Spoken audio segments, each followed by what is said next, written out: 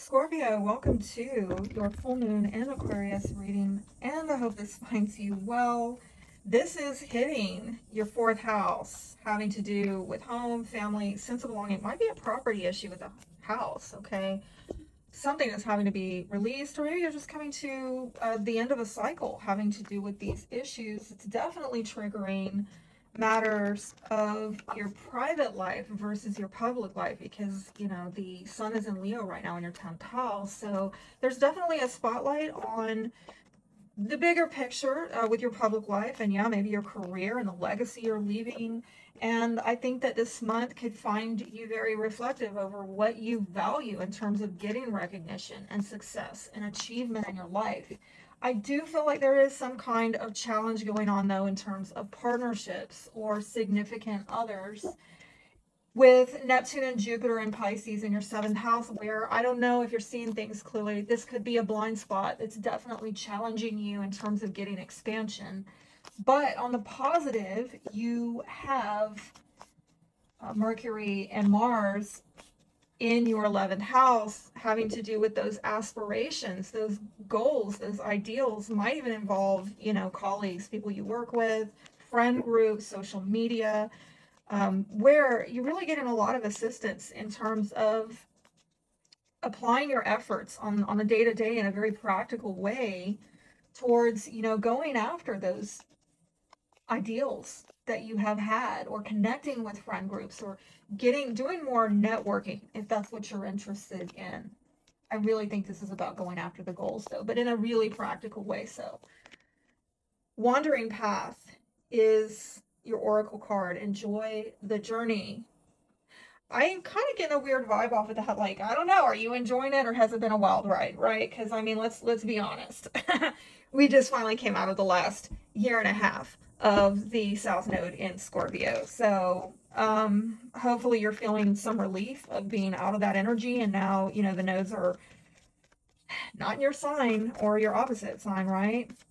With your energy.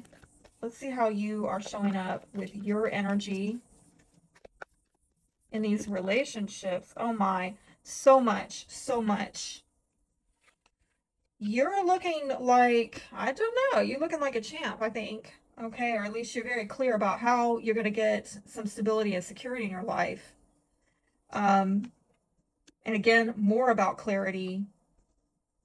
I think things got sober for you, okay? If you had wishful thinking, you're starting to see the truth about what's viable and what's not. Might have to do with a masculine energy, a Pisces possibly, or an Aries possibly. And there we go with the 4. With a home, family, sense of belonging. Okay, this is a lot. Like, these cards are really talking for me.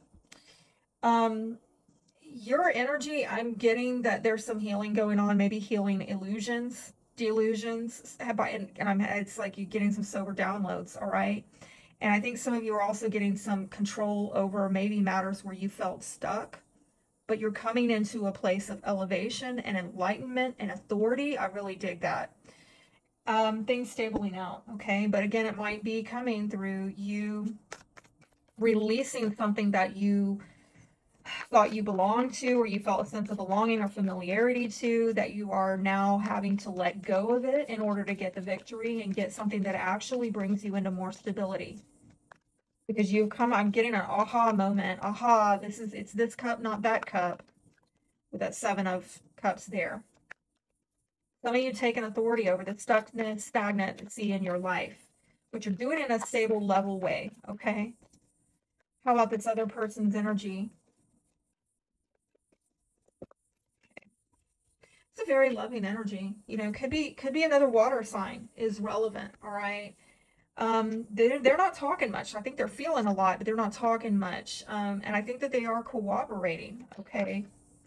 But the energy of this partnership is work, okay? Working on happiness, and maybe separating yourself from disappointments in life and coming in and bringing something tangible, small as that may be, all right?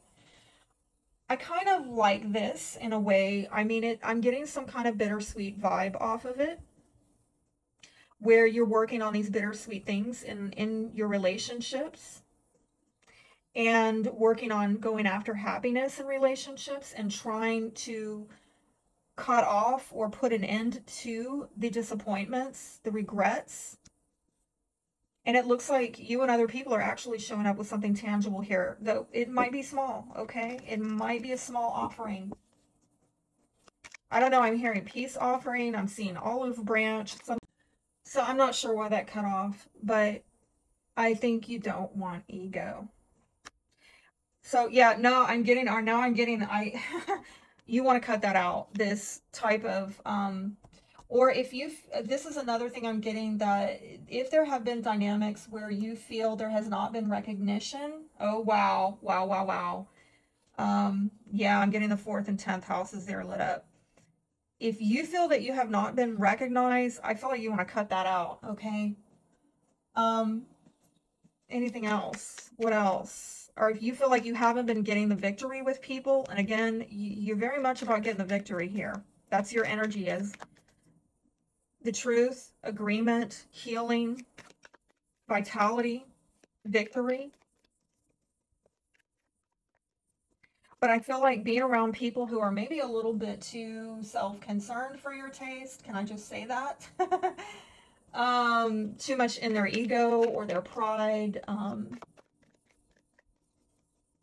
Not coming in confidently towards you. Not recognizing. Oh, wow. Okay, so I'm going to take what came up. I do feel like you do want somebody who is self-sufficient, somebody who is abundant, somebody who has more than enough, but you just don't want them bringing the ego. Well, that makes sense. I can take that too. There we go with the ego. Uh-oh, is this person bringing ego? I don't know why I just heard hubris, okay, which is like really like excessive pride, okay, and that's not in reverse. So they want you to show up confidently as well, okay?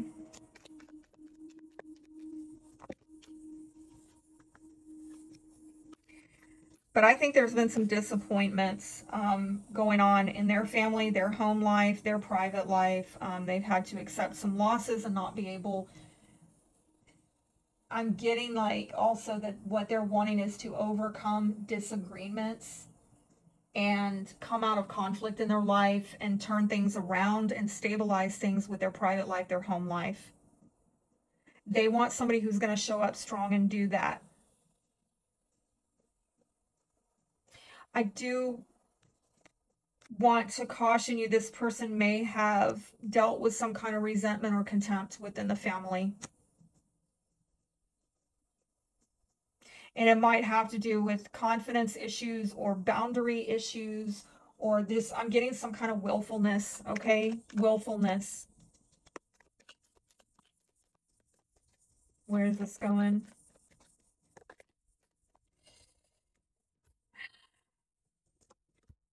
I think that for the time being, and I don't know how long this is going to last, but for the time being, I think that there's going to be a heavy nostalgic feeling. Somebody actually also might be burdened by children within a family dynamic or issues going way back in their past. And I'm definitely seeing that during this time of Venus retrograde in Leo. Very nostalgic. And there's some kind of heavy longing for something that is amiss. The advice, oh, you got 2 cards. Surrender to the magic of who you are. We all have magic in us, even in the mundane aspects of life. Remember that you are a magical being with uniqueness and worth that comes from just being you. And surrender to spirit. Once you've done everything you can to achieve a goal, turn the situation over to the divine and let spirit work its magic for you. So the message of closure that I have for you is what happened was unfair. Music reminds me of you. All right, hope that helps. Be blessed.